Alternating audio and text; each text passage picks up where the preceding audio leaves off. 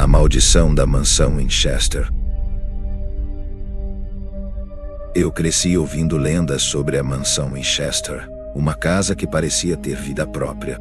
Construída por Sarah Winchester, viúva do inventor do famoso rifle, a mansão foi erguida em San José, Califórnia, e rapidamente se tornou alvo de curiosidade.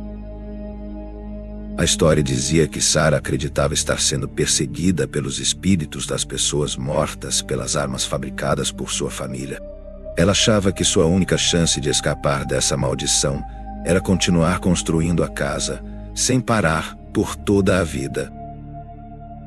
A mansão é uma verdadeira aberração arquitetônica, com escadas que não levam a lugar nenhum, portas que se abrem para paredes sólidas e janelas voltadas para o interior da casa.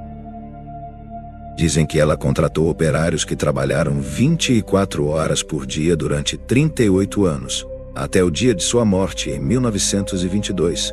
Mas os relatos mais sinistros vão além da excentricidade arquitetônica. Uma noite, minha curiosidade me venceu. Eu e meu amigo Daniel decidimos visitar a mansão durante uma turnê noturna. Daniel era o típico cético, e eu, embora fosse mais supersticioso, não acreditava realmente que encontraríamos algo além de uma história interessante. Entramos na mansão sob o luar fraco, seguindo o guia que nos levava pelos labirintos de corredores apertados. A cada passo, as sombras refletiam nas paredes, embora isso pudesse ser um jogo de luzes. O guia nos contou sobre o quarto em que Sarah Winchester supostamente realizava sessões espíritas, tentando se comunicar com os mortos. Eu senti um calafrio quando passamos por aquele cômodo. As paredes pareciam conter uma energia pesada, como se o tempo estivesse congelado ali. Daniel, claro, riu de tudo. Ele dizia que era apenas uma casa mal planejada, mas quando nos separamos brevemente do grupo, algo que nunca deveríamos ter feito, as coisas começaram a ficar estranhas. Exploramos um corredor desconhecido que não estava no roteiro da turnê, e a escuridão lá parecia mais densa. O ar era abafado, e a mansão parecia mudar ao nosso redor. Viramos à direita em um corredor apenas para encontrar uma escada que subia até o teto sem propósito. Daniel zombou da situação, mas eu sentia que algo estava nos observando. Era uma sensação de estar sendo vigiado, de forma incessante. De repente, ouvimos um som de passos atrás de nós. Quando nos viramos, não havia ninguém. Rindo nervosamente, seguimos em frente, mas os passos continuaram. Quanto mais rápido andávamos, mais próximos os sons ficavam, até que em um ponto parecia que alguém ou algo estava logo atrás de nós. Daniel parou e virou desafiando a escuridão. "Quem está aí?" gritou ele, a voz um pouco trêmula. Não houve resposta, mas o silêncio que se seguiu foi ainda mais opressor. Ficamos ali, imóveis, por alguns segundos, até que o som de uma porta batendo ecoou pelas paredes da mansão. "Isso não faz sentido", eu sussurrei enquanto o pânico começava a crescer dentro de mim. Nós tentamos encontrar o caminho de volta, mas parecia que a mansão estava nos prendendo, nos levando por caminhos sem fim. Era como se o próprio lugar estivesse brincando com nossas mentes. As portas que antes levavam a corredores familiares agora se abriam para salas desconhecidas. A cada passo, a sensação de que algo estava perto de nós se intensificava.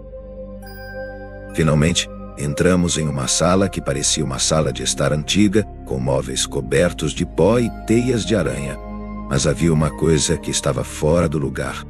No centro da sala, uma cadeira de balanço balançava lentamente, sozinha. "Isso não é possível", Daniel sussurrou, agora sem sua típica arrogância cética.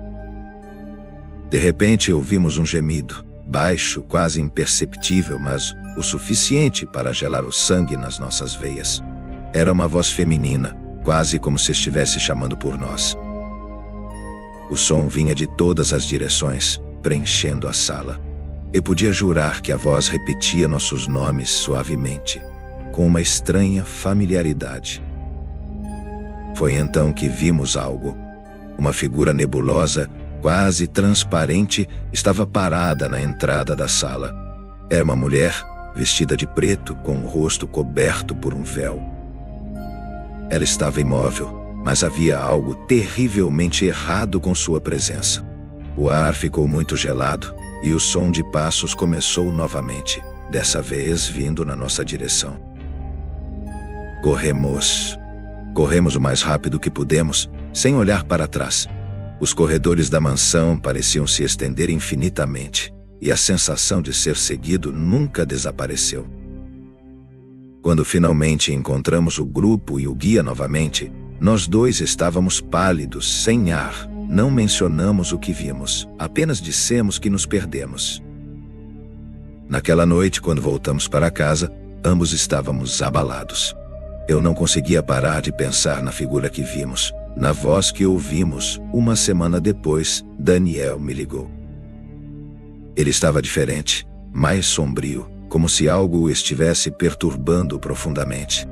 Ele me contou que desde aquela noite, vinha tendo pesadelos com a mulher de véu, sempre parada ao pé de sua cama, apenas observando. Eu também comecei a ter os mesmos pesadelos. A mansão Winchester, acreditamos, não é apenas uma construção excêntrica. É uma prisão para as almas inquietas que morreram pelas mãos de um rifle Winchester, e talvez até algo muito pior.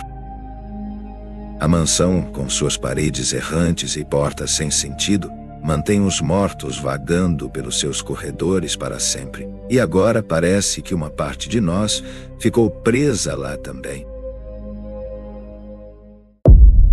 O mistério de Elisa Lam.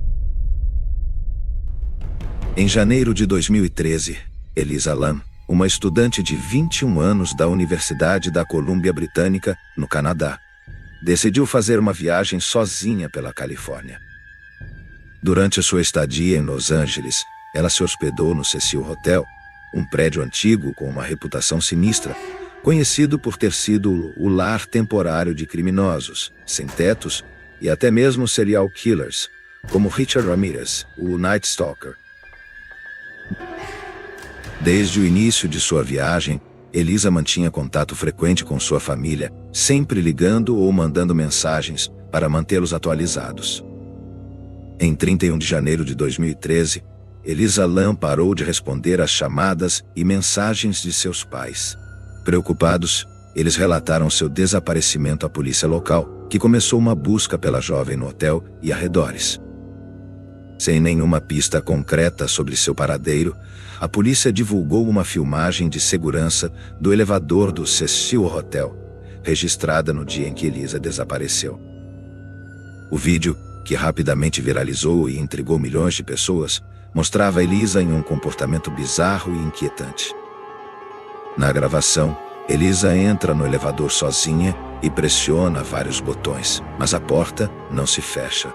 Ela olha para fora várias vezes, como se estivesse observando alguém ou algo que a perseguia. Em seguida, ela se esconde em um canto do elevador, com movimentos estranhos e agitados. Depois de alguns minutos, ela sai do elevador e a porta se fecha logo após sua saída. As câmeras nunca capturaram o que aconteceu depois. A filmagem levantou muitas questões. Alguns acreditavam que Elisa estava sob o efeito de drogas ou que sofria de algum episódio psicótico, já que ela tinha um histórico de transtorno bipolar. Outros achavam que havia algo mais maligno por trás de seu comportamento, como uma presença invisível que a perseguia. Enquanto a busca por Elisa continuava, os hóspedes do hotel começaram a fazer reclamações estranhas. Alguns relataram que a água das torneiras estava com uma cor escura, um sabor desagradável e uma pressão irregular. O hotel enviou uma equipe de manutenção para investigar os tanques de água no topo do prédio, e foi lá, dentro de um dos grandes reservatórios, que eles fizeram uma descoberta macabra. O corpo de Elisa Lam foi encontrado flutuando no tanque de água, em avançado estado de decomposição. Como ela chegou lá? Era a pergunta que ninguém conseguia responder. O acesso ao telhado do hotel era restrito e protegido por um alarme. Além disso, os tanques de água eram pesados e difíceis de abrir, ainda mais para uma pessoa sozinha e sem ajuda. A autópsia oficial não revelou sinais de drogas ou álcool em seu corpo, e a causa da morte foi classificada como afogamento acidental. O mistério em torno de como ela chegou até o tanque, como conseguiu entrar e por que estava agindo de forma tão bizarra no elevador, nunca foi resolvido de maneira satisfatória. Teorias começaram a surgir. Algumas pessoas acreditam que Elisa estava sendo assombrada por algo paranormal, talvez relacionado à história sombria do Cecil Hotel. Outras acreditam que sua morte foi o resultado de algum crime, mas sem evidências claras.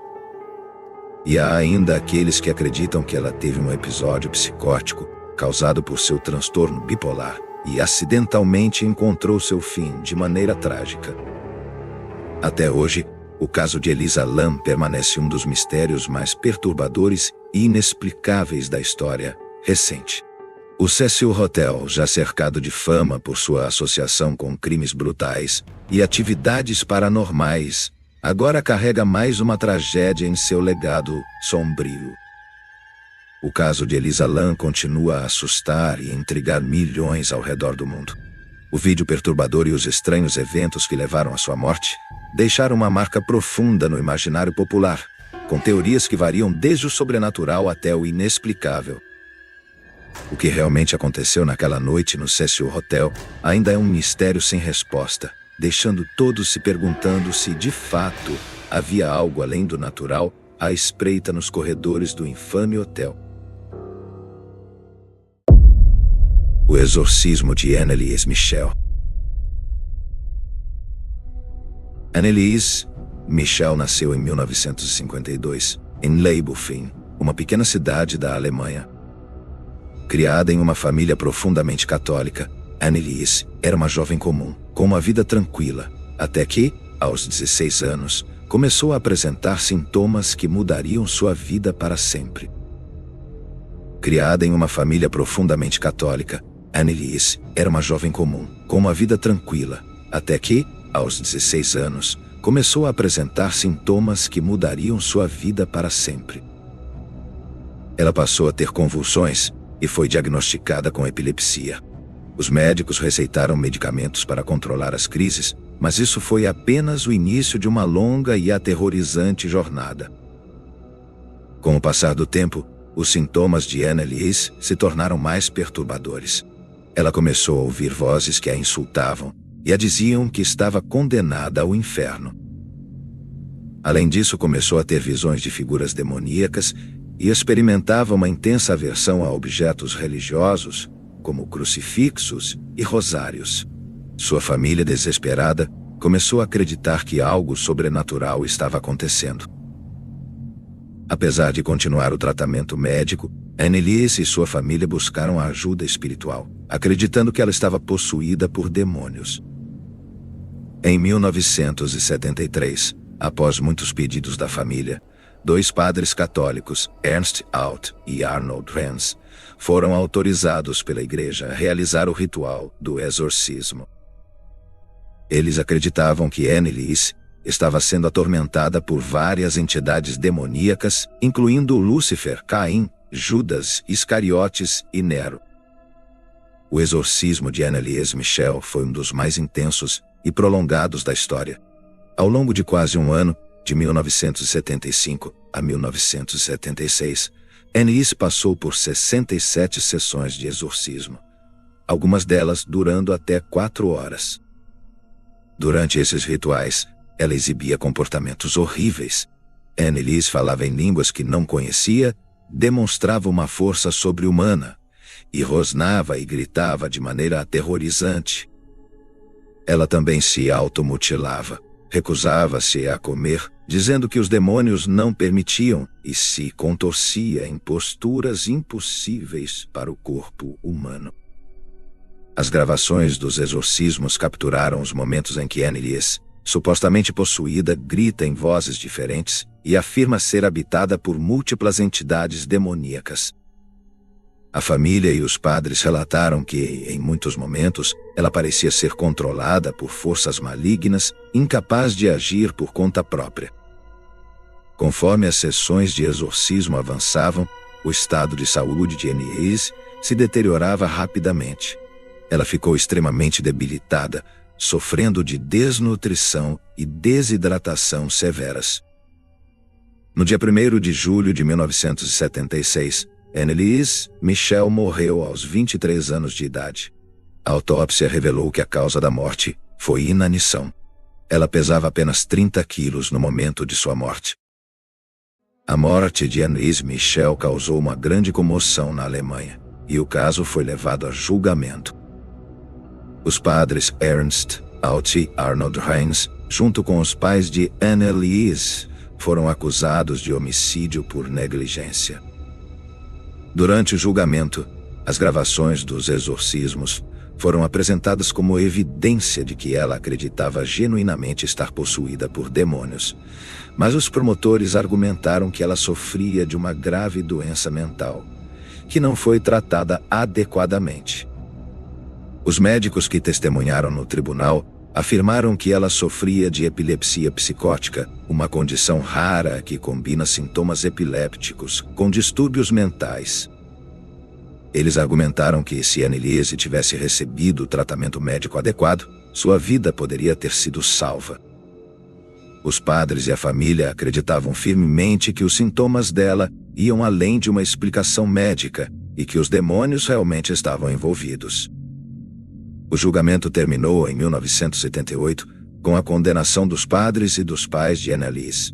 Eles foram considerados culpados de homicídio por negligência e condenados a 6 meses de prisão, que foi posteriormente suspensa, além de 3 anos de liberdade condicional. A Igreja Católica, por sua vez, se distanciou do caso e revisou suas diretrizes para futuros exorcismos, tornando-os mais difíceis de serem aprovados. Mesmo décadas após a morte de Anneliese Michel, seu caso ainda é amplamente discutido e estudado.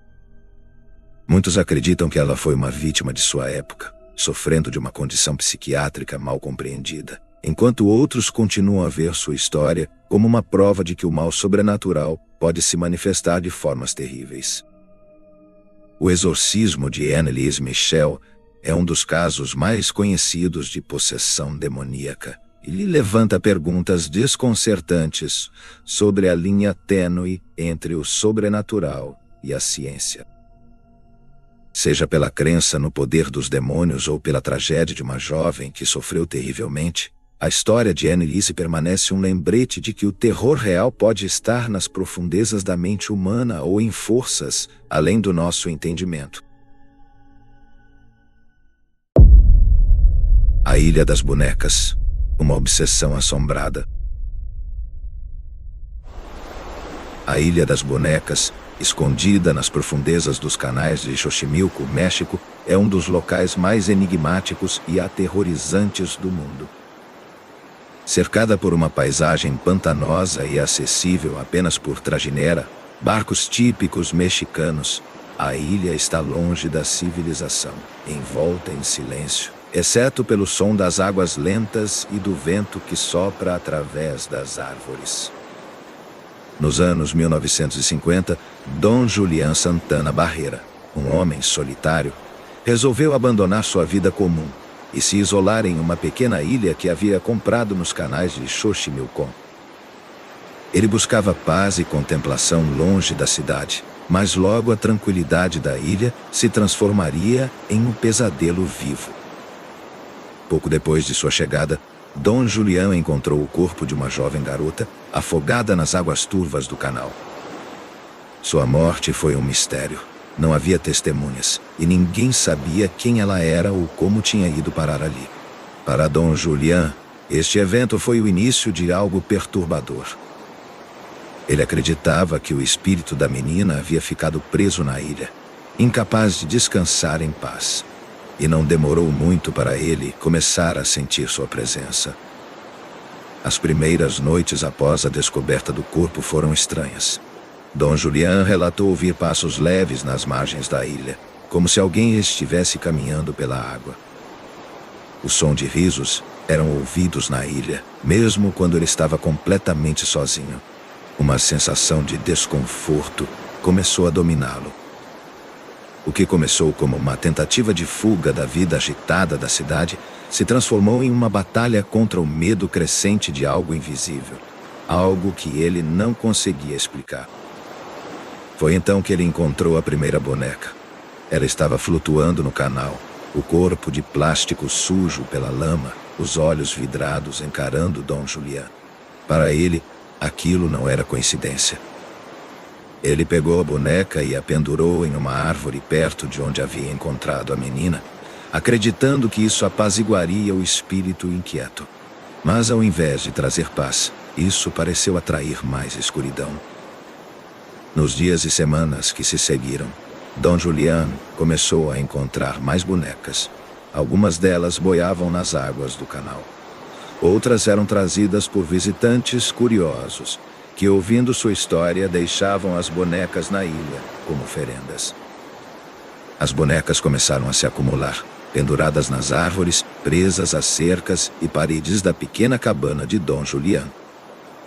Algumas estavam em péssimo estado, sem braços, sem cabeças, com os olhos quebrados, expondo um olhar sinistro que parecia seguir quem passava. Dom Julián, inicialmente relutante, passou a ver essas bonecas como suas guardiãs contra o mal. Contudo, quanto mais bonecas ele pendurava, mais intensas se tornavam as manifestações sobrenaturais. Ele contou aos poucos visitantes que o procuravam sobre vozes de crianças que o chamavam à noite. Relatos de gemidos, risos macabros e cochichos incompreensíveis eram comuns. Ele contou aos poucos visitantes que o procuravam sobre vozes de crianças que o chamavam à noite. Relatos de gemidos, risos macabros e cochichos incompreensíveis eram comuns. As bonecas parecem ganhar vida, e o que começou como um ato de proteção se tornou uma verdadeira obsessão. Ele procurava bonecas nos lixos e trocava mantimentos com vizinhos por bonecas quebradas. Acreditava que quanto mais bonecas trouxesse para a ilha, mais protegida estaria.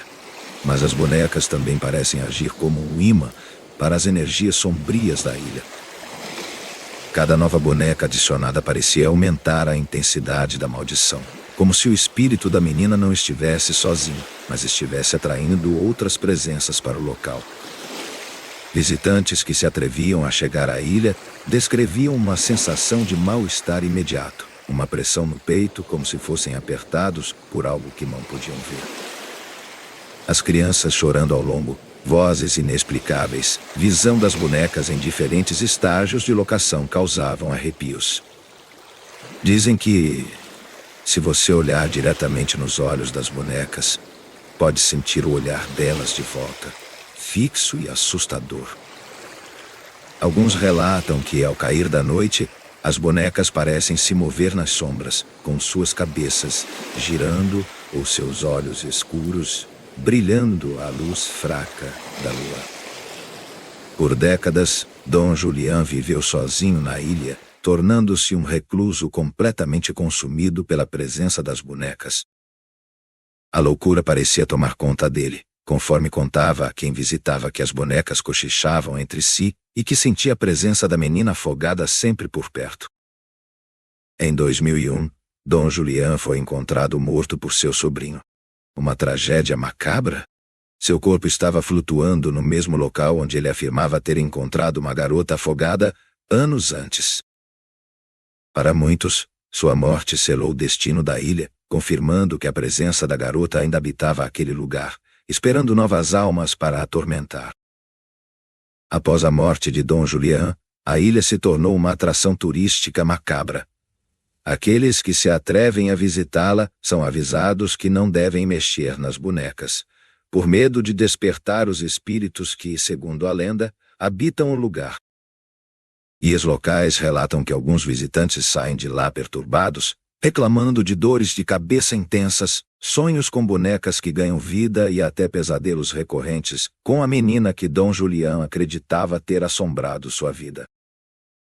Hoje, a Ilha das Bonecas é considerada um dos locais mais assustadores e misteriosos do mundo. O vento que passa pelas árvores feitas de bonecas produz sons que parecem silenciosos. E as bonecas mutiladas e decompostas adicionam um elemento visual que perturba até mesmo os mais céticos. Acredita-se que a ilha esteja envolta em uma energia negativa, um lugar onde o sobrenatural e o real se encontram. A Ilha das Bonecas continua a atrair caçadores de fantasmas, investigadores paranormais e turistas curiosos. Enquanto alguns acreditam que a ilha é apenas uma obra do delírio de Dom Julián, outros juram que algo realmente macabro se espreita nas sombras, esperando por aqueles que ousam desafiar o silêncio sombrio dos canais de Xochimilco.